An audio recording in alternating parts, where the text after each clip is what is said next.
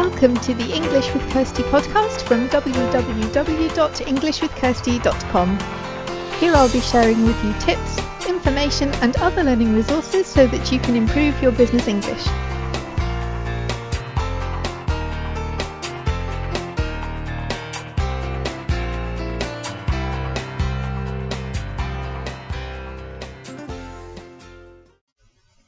Hello everyone and welcome to episode 86 of the English with Kirsty podcast.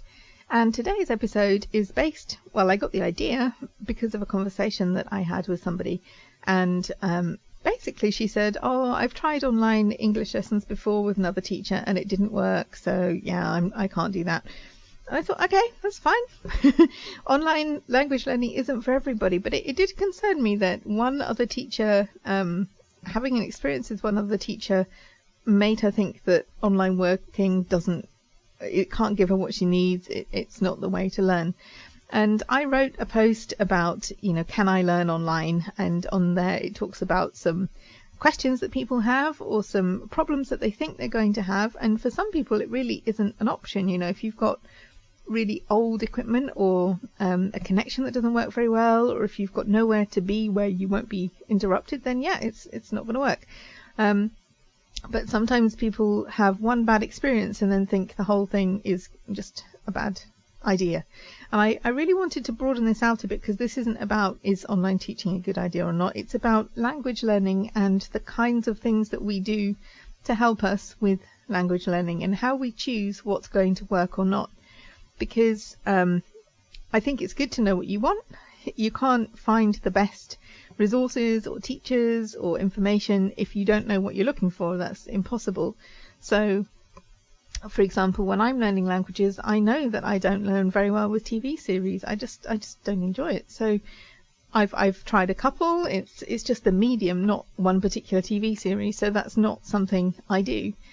And I also know that generally I don't like kind of massive groups of people, massive conferences. So probably a language learner meetup with lots and lots of people there is not going to be for me, because I don't like that in general. It doesn't mean I'll never go to one, but it just means that based on my other experiences, that's not the kind of thing I like to do.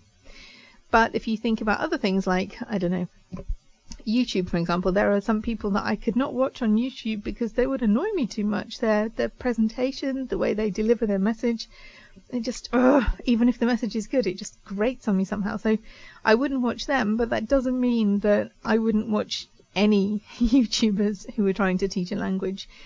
So I think it's really important, if you have an idea that you think something doesn't work, is it based on one bad experience? Or is it based on, I generally don't like this medium, I generally don't like this way of learning?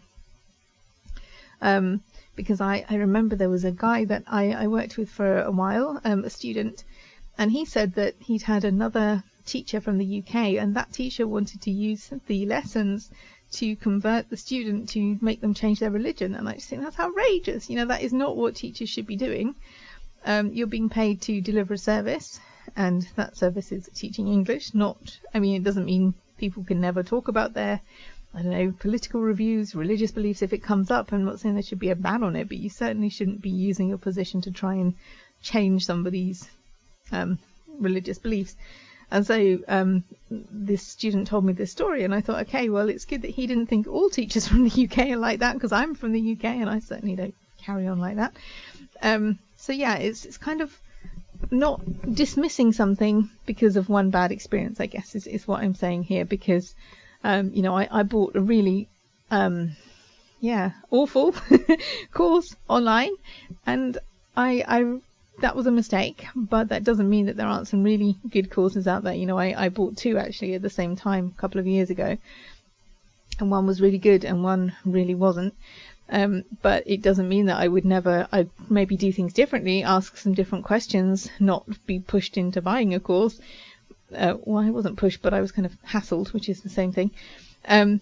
But I doesn't mean I wouldn't get any other courses online, because there's too many factors that you can't just dismiss all online courses. And it's like quite a well-known place in the UK that provides training and online degree courses and other qualifications, I had a really bad experience, and someone I know had a really good experience. Sometimes it's just the department, it's even the same organization. We were dealing with different departments, and I think one was quite a bit better than the other. So even within the same organization, you can get different standards. So just because you've had one bad experience doesn't mean the whole organization is terrible. Although it can mean that as well. But basically, my question to you today is, think about what works for you. Sometimes it's good to try something completely new in terms of language learning, to kind of make things more interesting, try an activity that you haven't done before. And if you do have a bad experience, then try to think, okay, is it this bad experience with this one provider, this one trainer, this one book, or is it generally that this thing doesn't work for you? Because it's really sad if people just discount or ignore a whole group of ideas or a whole way of learning just because they've had one bad experience. And I didn't want that lady to do that, so I wrote back and said, oh, I'm sorry you've had a bad experience, you've obviously found someone who couldn't help you. Please bear in mind that not all online teachers work in the same way, because I wasn't expecting her to come back and work with me by then, because she'd already said she wasn't looking for online training. But I did want to make the point that there are so many different kinds of online trainers as there are so many different kinds of face-to-face trainers. So one bad experience doesn't mean that the whole system doesn't work, unless of course it was a bad experience because of your internet connection, or a reason why you personally couldn't do that thing. And in that case, then it's good to know that what doesn't work for you. Okay, so can you think of something new that you would like to try in terms of language learning? And can you also think of things that you definitely don't know that don't work for you, so you can save yourself time and not do them? Those are the questions.